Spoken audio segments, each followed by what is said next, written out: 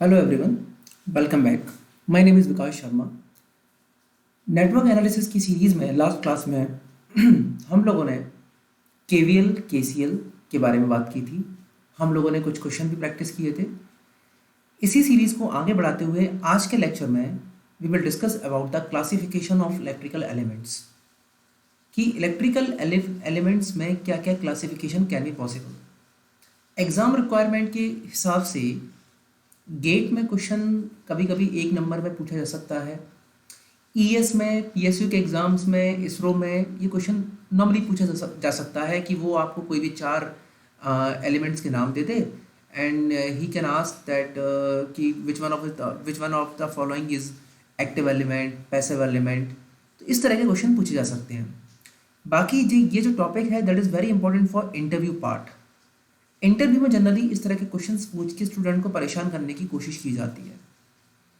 मैंने जितनी भी डेफिनेशंस पॉसिबल है, जितने भी तरीके से क्लासिफिकेशन पॉसिबल है और हर तरीके से हम क्वेश्चन को सॉल्व कर सके वो सारी चीज़ें मैंने इस लेक्चर में इंक्लूड करने की कोशिश की है. तो आप बने रहिए इस पूरे वीडियो लेक्चर में, है ना, एंड तक. और मुझे लगता है कि आपका इलेक्ट्रिकल एलिमेंट से रिलेटेड कोई भी क्वेरी या कोई भी डाउट होगा, I hope it will be clear. Okay, सबसे पहले जो कैटेगरी बनती है इलेक्ट्रिक एलिमेंट्स को लेकर वो बनती है एक्टिव एलिमेंट और पैसिव एलिमेंट. जो फर्स्ट कैटेगरी है that is active element and passive element. ये यहाँ पर मैं जो डेफिनेशंस आपको बताने वाला हूँ बेसिकली कई बुक्स में कोई एक डेफिनेशन होती है, कोई बुक में दूसरी डेफिनेशन होती है. मैंने उन्हीं रेफरेंस बुक से मैंने सारे डेफिनेशंस को कवर करने की कोशिश की है. तो ये जो मैंने डेफिनेशंस आप बताने वाला हूँ, जो तीन डेफिनेशंस बताने वाला हूँ that is for active element. इन डेफिनेशन के अलावा, इसके अलावा बाकी जो भी एलिमेंट्स हैं they all are passive elements. The first definition is when the element is capable of delivering energy independently for a long duration of time. मतलब वो एलिमेंट जो हमें एनर्जी डिलीवर करा सकते हैं for a longer period of time, that element is called as active element. I think this definition is a most basic definition for active element. Okay, तो ऐसा कोई भी एलिमेंट जो हमें एनर्जी डिलीवर कर सकता है for a longer duration of time, that element is called as active element. ठीक है. The second definition is when the element is having a property of internal amplification. ऐसे एलिमेंट जो internal amplification वाली properties देते हैं उन elements को हम कहते हैं active element. For example transistors, for example आपकी बीजेटी बेसिकली सर आपको किस में यूज़ होता है, एम्पलीफायर में यूज़ होता है. तो it is having a property of internal amplification, that's why BJT is called as active element. Okay. The third definition, those element which can be able to rectify signals, then those elements which can be able to rectify signal are also called as active elements. ठीक है. ये तीन definition है. देखिए books में क्या होता है कि डेफिनेशन एक ही तरह की दी जाती है, जनरली डेफिनेशन एक ही तरह की दी जाती है और यही वाली डेफिनेशन सबसे ज़्यादा कॉमन होती है बुक के अंदर. बट क्वेश्चन एग्जाम में दे दिए जाए और उन क्वेश्चंस को सॉल्व करने के लिए मैंने आपको तीनों डेफिनेशन दे दी है. इन तीन डेफिनेशन को आप फॉलो करिए. मैं आपसे कहना चाहता हूँ कि कोई भी क्वेश्चन आप एग्जाम में गलत करके नहीं आएंगे कि that element is called as active element और पैसिव एलिमेंट. आप कोई भी क्वेश्चन हो आप तुरंत पहचान लेंगे कि वो एलिमेंट एक्टिव होगा या पैसिव होगा. इन तीन डेफिनेशन के अलावा हर कोई एलिमेंट जो इन तीन डेफिनेशन को फॉलो नहीं करता है वो सारे एलिमेंट्स कहलाए जाते हैं पैसिव एलिमेंट्स. ठीक है. तो एक्टिव एलिमेंट की तीन डेफिनेशन. द फर्स्ट डेफिनेशन कि कोई ऐसा एलिमेंट जो एनर्जी डिलीवर करता हो for a longer duration of time, those element is that element is called as active element. या फिर ऐसा कोई एलिमेंट जो इंटरनल एम्प्लीफिकेशन देता हो. आपको मेरी बात क्लियर समझ में आ रही है. ऐसा कोई एलिमेंट जो इंटरनल एम्प्लीफिकेशन देता हो वो भी एलिमेंट क्या कहलाएगा, एक्टिव एलिमेंट. या फिर एक थर्ड डेफिनेशन, ऐसे एलिमेंट जो कि सिग्नल को रेक्टिफाई करा सकते हैं, मतलब सिग्नल के अंदर रेक्टिफाई करा सकते हैं, या ऐसे एलिमेंट जिनके अंदर रेक्टिफाइंग प्रॉपर्टी होती है उन एलिमेंट को भी हम कहते हैं एक्टिव एलिमेंट. इन तीन डेफिनेशन को छोड़ने के अलावा बाकी सारे elements are called as passive element. ठीक है. तो एक मैं आपको हैक दे रहा हूं कि अगर आपके पास में कोई भी ग्राफ दिया हुआ है, ठीक है, और ग्राफ में देख के आपसे ये बोलता है कि whether this element is called as active element और पैसिव एलिमेंट, आप ये करिए कि आप उस ग्राफ के सारे कोऑर्डिनेट्स देखिए, फर्स्ट क्वाड्रेंट देखिए, सेकंड क्वाड्रेंट देखिए, थर्ड क्वाड्रेंट देखिए, फोर्थ क्वाड्रेंट देखिए। अगर सब जगह वोल्टेज एंड करंट का रेशियो अगर पॉजिटिव आ रहा है सारे क्वाड्रेंट के अंदर, सारे क्वाड्रेंट्स के अंदर अगर वोल्टेज और करंट का रेशियो V/E अगर पॉजिटिव आ रहा है, ठीक है, तो वो एलिमेंट पैसिव एलिमेंट कहलाया जाएगा। ये this thing is better clear, ये सभी को ये चीज क्लियर है। तो मतलब ये कि अगर ग्राफ में देख के आपसे ये पूछता है कि बताइए ये जो ग्राफ दिया हुआ है ये एक्टिव एलिमेंट का है पैसिव एलिमेंट का, आपको क्या करना है, आपको तुरंत वोल्टेज बाय करंट का रेशियो निकालना है। अगर वो रेशियो सारे क्वाड्रेंट्स के लिए, फर्स्ट सेकंड थर्ड फोर्थ के लिए, उस ग्राफ के लिए अगर पॉजिटिव आ रहा है, then that element is called as passive element, otherwise it is called as active element. कुछ एग्जांपल्स देख लेते हैं, ठीक है। तो सबसे पहले आप मुझे बताइए, wait a minute, yes, resistor. Resistor क्या होगा सर? रजिस्टर तो एनर्जी क्या डिलीवर करता है? नो, इट डिसिपेट्स एनर्जी, वो तो एनर्जी को एब्जॉर्ब कराता है। रजिस्टर क्या सर इंटरनल एम्पलीफिकेशन करा सकता है? नो, उसके अंदर तो वोल्टेज ड्रॉप होता है। क्या रजिस्टर हमारा रेक्टिफिकेशन करा सकता है? नो, तो register is a passive element, ठीक है। कैपेसिटर और इंडक्टर के बारे में मैं बात करूं तो capacitor and inductor sir energy को स्टोर कराते हैं, बिल्कुल बेटा, एनर्जी को स्टोर कराते हैं और एक समय के बाद हमें एनर्जी को डिलीवर भी करा सकते हैं। बट आप डेफिनेशन को ध्यान से देखिए कि यहाँ पे क्या लिखा हुआ है, for longer duration of time, for longer duration of time, मतलब एनर्जी डिलीवर तो कराएं बट क्या कराएं, for the longer duration of time. क्या कैपेसिटर और inductor for the longer duration of time energy deliver करा सकते हैं? नो सर, उनके अंदर एक एनर्जी स्टोर है, जैसे ही आप उनको एक सर्किट के अंदर लगाएंगे सर वो तुरंत डिस्चार्ज हो जाएंगे। कैपेसिटर और इंडक्टर अगर चार्ज है तो सर ये शॉर्टर ड्यूरेशन ऑफ टाइम में ही वो डिस्चार्ज हो जाएंगे। That's why capacitor and inductors are energy storing element, I agree that, but they cannot deliver energy for the longer duration of time. That's why capacitor and inductor are called as passive element. बेटा ये चीज ध्यान रखना, मैंने आपको definition दिखाई है कि हाँ, those elements which deliver the energy, okay, capacitor और इंडक्टर को अगर आपने एक बार चार्ज कर दिया और उसको चार्ज करने के बाद में आपने एक ऐसे सर्किट में लगा दिया जिसमें सिर्फ एक रजिस्टर लगा हुआ है, ऑब्वियस सी बात है सर वो कैपेसिटर उस रजिस्टर को वोल्टेज ड्रॉप करेगा, वोल्टेज देगा, बट क्या वो infinite longer duration of time देगा? क्या फॉर इन्फिनाइट टाइम हमेशा देता रहेगा क्या? नो, जैसे ही वो कैपेसिटर डिस्चार्ज हो जाएगा, वैसे ही जैसे ही वो कैपेसिटर डिस्चार्ज हो जाएगा तुरंत उसकी एनर्जी सारी की सारी खर्च हो जाएगी। तो capacitor and inductors can deliver energy but only for a shorter duration of time, that's why capacitor and inductor are called as passive element, ठीक है। चलिए एक एग्जांपल और बताइए, ट्रांसफार्मर।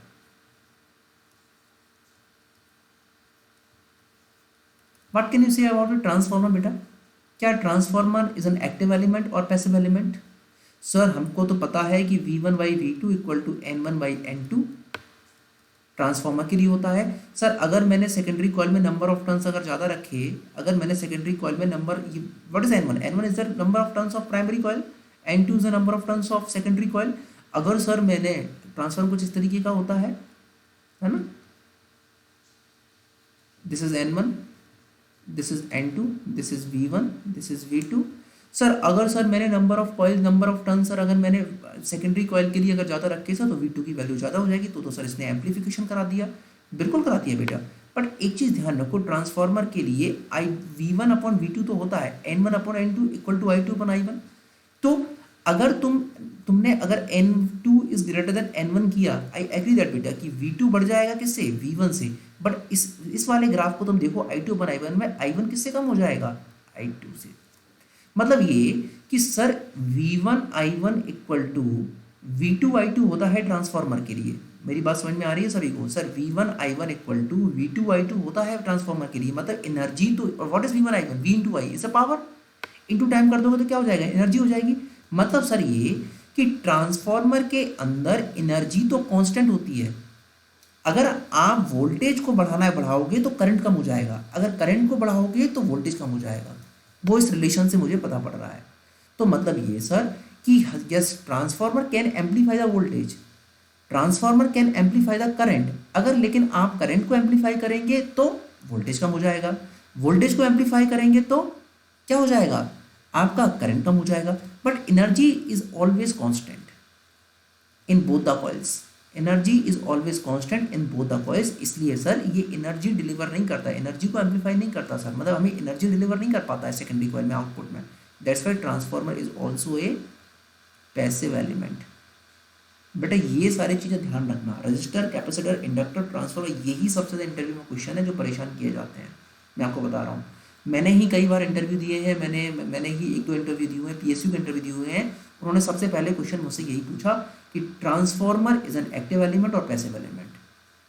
तो ये एक क्वेश्चन ध्यान, और सबसे ज़्यादा क्वेश्चन तो कभी कभी तो ये भी पूछ लेते हैं मुझसे, तो एक बार ये भी क्वेश्चन पूछ लिया था कि बताइए ये ट्यूबलाइट कैसे काम करती है। और मैं गारंटी से बता सकता हूँ कि 50-60% आप बच्चों को नहीं पता होगा कि ट्यूबलाइट जो नॉर्मल पहले वाली ट्यूबलाइट जो आती थी जिसमें कॉइल लगा होता था वो किस तरह से वर्क करती है। अगर आपको पता है then it is very good, अगर नहीं पता है, जो बच्चे जानना चाहते हैं आप कमेंट सेक्शन में बताइए, मैं अगले लेक्चर में जरूर आपको उसका कंसेप्ट बताऊंगा कि जो पुरानी वाली कॉइल होती थी वो किस तरीके से ट्यूबलाइट पर काम करती थी। मुझसे एक बार इंटरव्यू में क्वेश्चन पूछा था और मैं फंस गया था। उस साल मेरी गेट में अंडर 400 रैंक आई थी, सारी चीज़ें अच्छी थी, मैं बहुत अच्छा टेक्निकल नॉलेज थी, बट मैं इतना सिंपल बेसिक क्वेश्चन नहीं दे पाते। क्यों? अवेयरनेस की कमी की वजह से। तो यही होता है हमारे साथ में कि हम बुक्स पढ़ लेते हैं, हम पूरा सब्जेक्ट पढ़ लेते हैं, बट अवेयरनेस की हमारे अंदर कमी होती है। तो इंटरव्यू के लिए आपको अपनी अवेयरनेस बढ़ानी पड़ेगी, ठीक है। तो अगर बेटा आप लोगों को किसी को इस तरह का कोई भी डाउट होता है कि सर ये किस तरह से काम करता है, तो आप मुझे कमेंट सेक्शन में बताइए, मैं उसके लिए एक नया वीडियो लेक्चर बना दूंगा, ठीक है बेटा। अच्छा, प्रैक्टिकल डायोड के बारे में आप लोग क्या कहेंगे? What is practical diode? Practical diode is an active element or passive element? Sir, practical diode can rectify the signal, that's why it is called as active element, ठीक है। ये कुछ परेशान करने वाले एक्टिव एलिमेंट और पैसिव एलिमेंट को बताने के लिए जितने परेशान किए जा सकते हैं वो सारे मैंने आपको बता दिए हैं। तो ये आप सारे याद रखना, resistor is a passive element, capacitor, inductor are passive elements, transformer is a passive element, practical diode is an active element, but ideal diode is an active element. Search करना ऐसा क्यों, ये आपके लिए होमवर्क है कि एक आइडियल डायोड को एक्टिव एलिमेंट क्यों बोलते हैं, I am sorry, ideal diode को पैसिव एलिमेंट क्यों बोलते हैं। Practical diode is an active element, ठीक है, बट आइडियल डायोड को हम पैसिव एलिमेंट क्यों बोलते हैं, ये आप लोगों के लिए होमवर्क है, ठीक है। We should move for second category. Yes, the second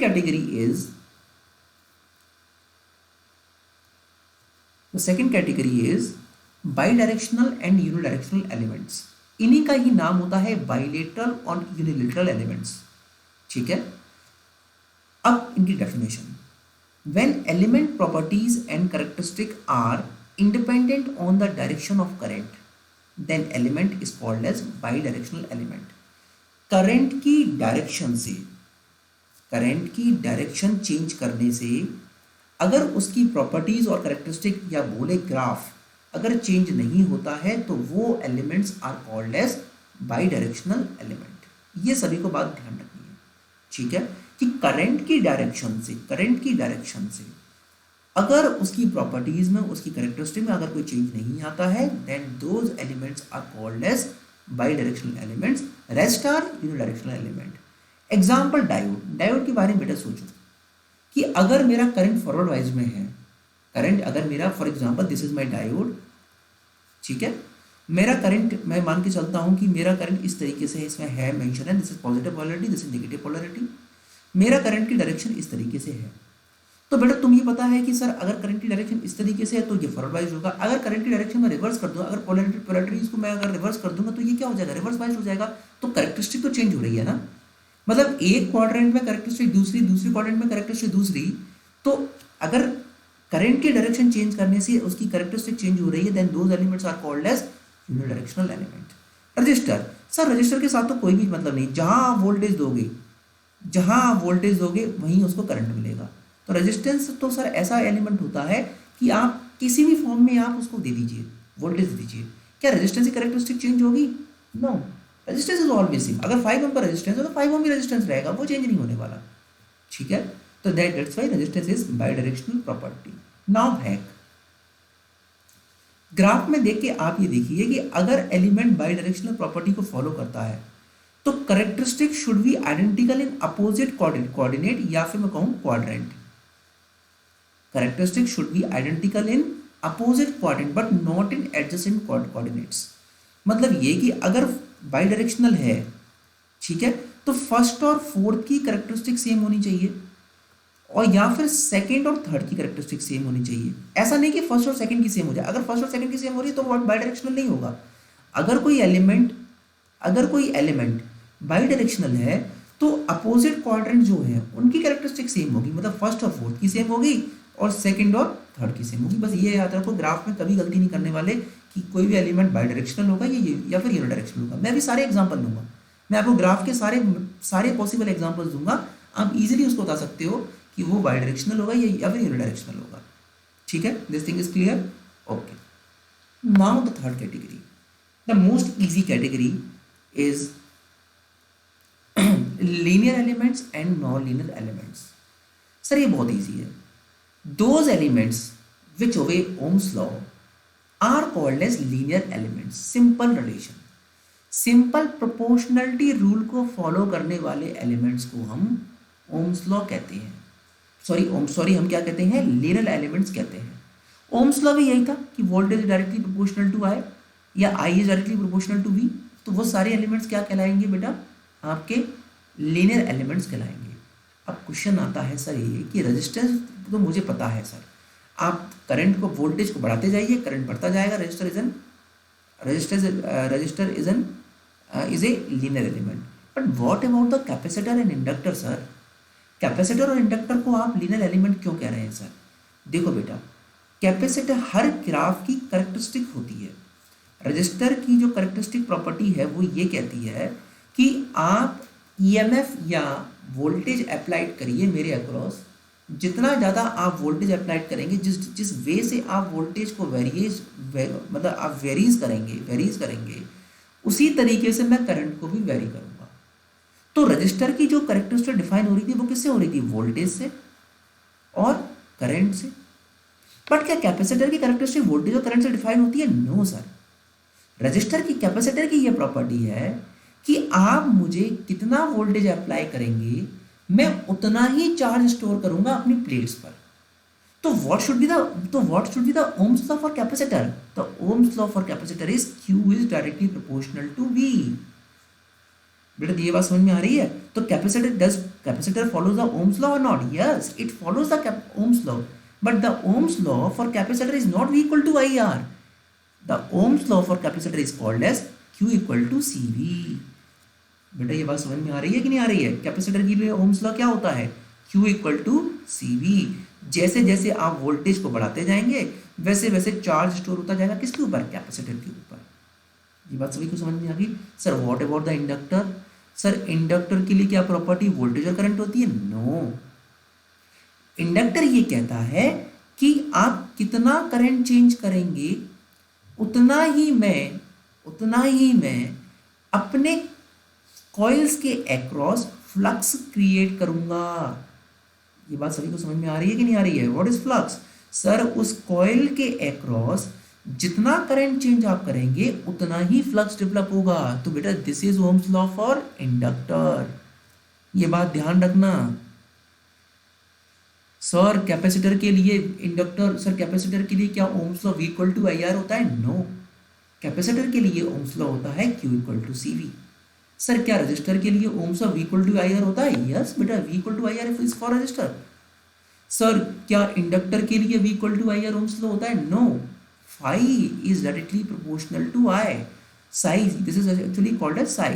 तो अगर इसके लिए मैं प्रोपोर्शनलिटी उठाऊंगा तो इसके लिए रिलेशन निकल के आता है L equal to N phi by I. This thing is better clear और नॉट? तो इस तरीके से, क्योंकि यहाँ से हो जाता है प्रोपोर्शनलिटी आप उठाएंगे तो यह जाता है साई इक्वल टू NI मतलब LI, और ये चेंज हो जाता है N phi में। Psi is called as N phi equal to LI। तो यहाँ से L की वैल्यू हो जाती है N phi by I। तो ये फॉर्मूला याद रखना, and this is Ohm's law for inductor. तो yes, capacitor, inductor and resistor, capacitor and inductor are called as linear elements. Is diode a linear element? No sir, ये तो हमें बहुत अच्छे से पता है कि फॉरवर्ड वाइज में तो डायोड का करंट कुछ इस तरीके से होता है और रिवर्स वाइज में कुछ डायोड का जो करंट होता है वो इस तरीके से होता है। ना तो सर ये फॉरवर्ड वाइज में लीनियर है, ना ही सर ये रिवर्स वाइज में linear, the diode is called as non linear element. Every linear element, yes every, ये बात ध्यान रखिएगा, ये प्रॉपर्टी इज इंपॉर्टेंट, हर linear element also a bidirectional, but vice versa true नहीं है, सारे बाई डायरेक्शनल लीनियर नहीं हो सकते, बट सारे लीनियर बाई डायरेक्शनल होंगे, ये चीज ध्यान रखना, ठीक है। तो आई think this definition is clear for linear and non-linear. Okay. Now, fourth category is lumped and distributed parameters or network. कभी कभी ये पूछ लिया जाता है एग्जाम में, but I think this is more suitable for electromagnetic theory subject, but जब चूंकि हम क्लासिफिकेशन ऑफ एलिमेंट्स पढ़ रहे हैं तो हम यहाँ पे इस बारे में बात कर लेते हैं। A network which physically separates resistors, capacitor and inductor can be represented is called as lumped network. One in which resistor, inductor and capacitor cannot be electrically separated or individually isolated as separate elements called as distributed network. ये तो बात हुई definition की। मैं तुमको बताता हूँ सबसे किसी भी सर्किट डायग्राम को इजीली पहचानना कि ये लम्प्ड नेटवर्क है या डिस्ट्रीब्यूटेड नेटवर्क है। आप सर्किट डायग्राम को देखिए, अगर आप इजीली कह सकते हैं sir this is resistor, this is inductor, this is capacitor, तो उस नेटवर्क को हम क्या कहेंगे? लम्प्ड नेटवर्क और पैरामीटर्स। बात समझ में आ गई बेटा? ठीक। बट किसी भी सर्किट को देख के हम डायरेक्टली अलग अलग नहीं कह सकते। ये सब क्या है? ये सब जॉइंट है। ये ट्रांसमिशन लाइन है और ये ट्रांसमिशन लाइन क्या है? सब आपस में कनेक्टेड है। जहां पर हम आइडेंटिकली सेपरेट ना कर सकें, इसी में क्या होगा? इसी में हम इसको बोल देंगे सर दिस इज कैपेसिटर, इसको हम बोल देंगे सर दिस इज इंडक्टर, इसी को हम बोल देंगे sir this is resistor, this is capacitor, this is capacitor, this is register और दिस इज इंडक्टर। मतलब ये कि तुम आइसोलेट ना कर पाओ, अलग से पहचान ना पाओ कि इस ट्रांसमिशन लाइन में क्या कैपेसिटर है, क्या इंडक्टर है और क्या रजिस्टर है। उन नेटवर्क्स को हम कहते हैं डिस्ट्रीब्यूटेड नेटवर्क। जनरली ये ट्रांसमिशन लाइन्स में इस तरह के जो हमारे पैरामीटर्स होते हैं वो यूज होते हैं। कहाँ पर? ट्रांसमिशन लाइंस में। इस तरह के नेटवर्क को हम क्या बोलते हैं? Distributed network. समझ में आ गया बेटा? मैं एक बार फिर से रिपीट कर देता हूं। ऐसे नेटवर्क जहां पर तुम अपनी आंखों से देख सकते हो sir this is resistor, this is inductor, this is capacitor are called as lumped network. और ऐसे सर्किट जहां पर, ऐसे नेटवर्क जहां पर देख के तुम नहीं कह सकते कि सर इनमें कैपेसिटर अलग से कहाँ है, इनमें इंडक्टर अलग से कहाँ है, इनमें रजिस्टर अलग से कहाँ है, those network are called as distributed network. Generally they are used in transmission lines. Okay, I think this must be clear. Lumped network और डिस्ट्रीब्यूटेड नेटवर्क में तो कोई भी कंफ्यूजन नहीं होना चाहिए, तुरंत देख के पहचान लेंगे क्या लम्प्ड है, क्या डिस्ट्रीब्यूटेड नेटवर्क है। ओके, चलिए अब आप लोगों के लिए ये एग्जांपल्स हैं। आप चाहो तो आप वीडियो को पॉज करके पहचान लेना कि कौन सा नेटवर्क, इसमें आपको पहचानना क्या क्या मैं बता देता हूँ। टास्क क्या है? एक तो आपको पहचानना है linear, non linear, non linear. एक आपको पहचानना है एक्टिव पैसिव, और एक आपको पहचानना है बाई डायरेक्शनल और यूनी डायरेक्शनल हर एक सर्किट डायग्राम के लिए। ठीक है, दिस इज V और दिस इज I। सबका वोल्टेज और करंट का करेक्टरिस्टिक दिया हुआ है। ठीक है, चलिए अब तुम ध्यान कर लो। मैंने तुमको सबसे पहले डेफिनेशन क्या बताई थी? डेफिनेशन तुम देखो यहाँ पर ध्यान से। एक्टिव पैसिव के लिए मैंने एक हैक बताया था तुमको कि अगर VI एंड का ग्राफ हमेशा पॉजिटिव आ रहा है तो वो पैसिव है, अगर एक भी कोऑर्डिनेट में नेगेटिव हो गया तो वो एक्टिव एलिमेंट है। ठीक है, ये बात सभी को समझ में आ गई? तो इसमें तो कोई कंफ्यूजन होना नहीं चाहिए। लीनियर तुम देख के पहचान सकती हो कि सर ये कैरेक्टरिस्टिक लीनियर है कि नॉन लीनियर, वो तो तुम तुरंत देख के पहचान सकते हो। और बाई डायरेक्शनल के लिए तुम्हें क्या करना है कि सर अपोजिट क्वाड्रेंट में भाई वो क्या होना चाहिए? अपोजिट क्वाड्रेंट में वो उनकी ग्राफ सेम होने चाहिए। तो देखते हैं, आओ एक एक करके। सर सबसे पहले जस्ट वेट अ मिनट, सबसे पहले मैं फर्स्ट वाला क्वेश्चन देखता हूं। ये देखो कि क्या ये एक्टिव होगा या पैसिव होगा?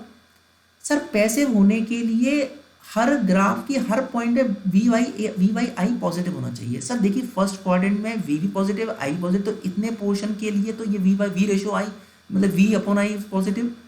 इस वाले के लिए सर देखिए वी भी नेगेटिव है और आई भी नेगेटिव है, तो मतलब सर इस पूरे ग्राफ के लिए वी बाई आई पॉजिटिव आ रहा है, तो ये एलिमेंट कैसा होगा? This element is passive. क्या तुमको देख के ये लीनियर लग रहा है? क्या तुमको देख के ये लीनियर लग रहा है? नो सर, लीनियर तो ये बिल्कुल भी नहीं है सर। लीनियर तो भाई जैसे जैसे करंट बढ़े वैसे वैसे हमारा क्या होना चाहिए, वैसे वैसे हमारा वोल्टेज बढ़ता रहना चाहिए। लेकिन यहाँ पे आके हमारा करंट क्या हो गया, वोल्टेज क्या हो गया, कांस्टेंट हो गया। तो sir this graph is non linear. Sir first में और थर्ड में मतलब अपोजिट क्वाड्रेंट में क्या इनकी कैरेक्टरिस्टिक सेम है? नो, सेम तो नहीं है सर। यहाँ पे अलग है, यहाँ पे अलग है, तो ये क्या हो जाएगा, यूनि डायरेक्शनल। मुझे लगता है इसमें कोई दिक्कत होगी। अब सेकंड क्वेश्चन के बारे में बात करते हैं। सर ये एक्टिव है या पॉजिटिव? सर देखिए सर ग्राफ सिर्फ फर्स्ट और थर्ड में है, सेकंड फोर्थ में तो है नहीं, तो वी बाई आई तो पॉजिटिव रहने वाला है। तो ये क्या है, पैसिव। सर अपोजिट क्वाड्रेंट में देखिए सर, अपोजिट क्वाड्रेंट में इनकी कैरेक्टरिस्टिक्स क्या है, इनकी कैरेक्टरिस्टिक्स सर क्या है, इनकी कैरेक्टरिस्टिक्स सर सेम है। तो ये क्या हो जाएगा, बाई डायरेक्शनल। सर क्या ये लीनियर है? नहीं बेटा, वोल्टेज बढ़े तो करंट बढ़े, लेकिन क्या वोल्टेज तो यहाँ कांस्टेंट हो गया सर, नीचे भी वोल्टेज कांस्टेंट हो गया एक समय की बात। तो ये क्या हो जाएगा, नॉन लीनियर। थर्ड वाले के बारे में बात कर लें बेटा, तुरंत देख के देखो sir, V ratio by is always positive, passive. क्या ये तुम्हारा लीनियर है? बिल्कुल है सर। वोल्टेज वी बढ़ रहा है, आई बढ़ रहा है, वी बढ़ रहा है हमेशा, तो लीनियर। क्या सर ये बाई डायरेक्शनल है? बिल्कुल है सर, क्योंकि देखो सर दोनों अपोजिट क्वाड्रेंट में इनका जो ग्राफ है वो क्या है, वो सेम है। तो ये क्या हो जाएगा, बाई डायरेक्शनल। ठीक है, फोर्थ वाले की बात करो। सर फोर्थ वाले को अगर हम देखें सर, वी वाई आई क्या हमेशा पॉजिटिव है? सर इस वाले क्वाड्रेंट में तो पॉजिटिव है। क्या सेकंड वाले क्वाड्रेंट में positive? No sir, V positive है बट आई नेगेटिव हो गया। तो ये एक्टिव होगा या पैसिव होगा, एक्टिव। ठीक है सर, ये लीनियर होगा क्या? नहीं सर, इतना तो मैंने सर स्ट्रेट लाइन पढ़ा है सर, इतना तो मैंने ज्योमेट्री पढ़ा है, मैं देख के तो नहीं कह सकता कि ये लीनियर है। क्योंकि सर लीनियर होने के लिए तो सर हमेशा प्रोपोर्शनलिटी होना चाहिए। क्या यहाँ प्रोपोर्शनलिटी हो रहा है? No, this is non linear. ठीक है, क्या सर ये बाई डायरेक्शनल होगा? सर बाई डायरेक्शनल मतलब अपोजिट क्वाड्रेंट में इनकी कैरेक्टरिस्टिक पॉजिटिव मतलब सिमिलर होनी चाहिए। बट सर ये क्या, ये अपोजिट क्वाड्रेंट्स में हो रहा है? अपोजिट क्वाड्रेंट्स में हो रहा है? नो सर, ये तो एडजेसेंट क्वाड्रेंट्स में सर क्या हो रहा है, एडजेसेंट क्वाड्रेंट्स में सर ये सिमिलर हो रहा है। तो ये क्या है, यूनि डायरेक्शनल। ठीक, चलो फिफ्थ वाले के बारे में बात करो बेटा। ये क्या है, एक्टिव होगा, ये तो समझ में नहीं आ रहा है।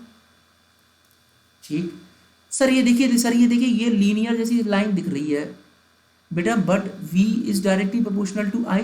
देखिए तुम देखो कि i की वैल्यू जैसे जैसे घट रही है वैसे वैसे v को भी घटना चाहिए था, लेकिन v तो फिर से क्या होने लगा, इंक्रीज होने लगा। तो ये लीनियर है क्या? No, it is non linear. Sir क्या ये बाई डायरेक्शनल है? नो सर, बाई डायरेक्शनल होने के लिए सर फर्स्ट की सिमिलर सिर्फ थर्ड में होना चाहिए, नॉट सेकंड में।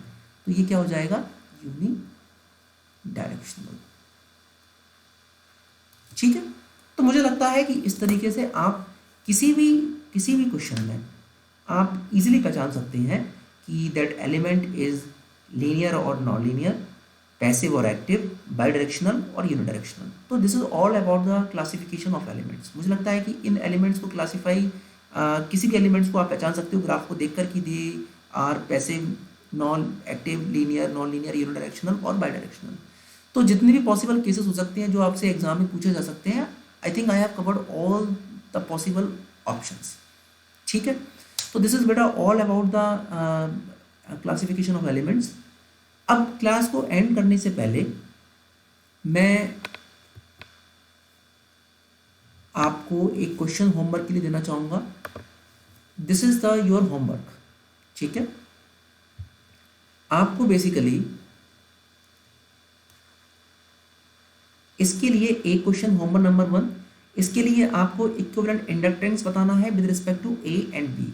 दिस इज योर ग्राफ, यहाँ पर सारे इंडक्टेंस दिए हुए L L L L L L. आप वीडियो को पॉज कर दीजिएगा और आंसर बताइएगा। आपको इक्विवेलेंट इंडक्टेंस निकालना है। एक होमवर्क तो ये है, आपको आंसर बताइए, ये आंसर आपको कमेंट सेक्शन बताना है, then I will verify it whether it is right और रॉन्ग। ओके, एक आपको इस वाले सर्किट के लिए इक्विवेलेंट रेजिस्टेंस बताना है with respect to A and B terminal. ये सर्किट कुछ इस तरीके से है कि ये 2 ओम 1 ओम 1 ओम 1 ओम और ये इन्फिनाइट तक ये रेजिस्टेंस, ये जो सर्किट डायग्राम है ये जा रहा है। ठीक है, कोशिश करो, एक क्वेश्चन आपका ये हो गया जिसमें आपको ये निकालना है और एक क्वेश्चन आपका ये हो गया। ठीक है, कोशिश करो, अगर नहीं आएगा आपको आप कमेंट सेक्शन में बताइएगा, अगले वाले क्लास में मैं इस क्वेश्चन को सॉल्व कराने की कोशिश करूंगा। अगर आप लोग बोलेंगे तो, अगर आपका आंसर आ जाएगा तो कोई दिक्कत नहीं है। Then we will move to nodal analysis and mesh analysis. तो जो अगली क्लास हमारी होने वाली है that is all about the nodal analysis and mesh analysis. So I think it is all about the classification of elements. There is some homework, you have to do it और उसका answer आपको comment section में बताना है। So again, thank you so much for joining. Kindly subscribe the channel and also share this channel with your friends who are preparing for GATE exam and engineering service examination. Okay, thank you so much for joining.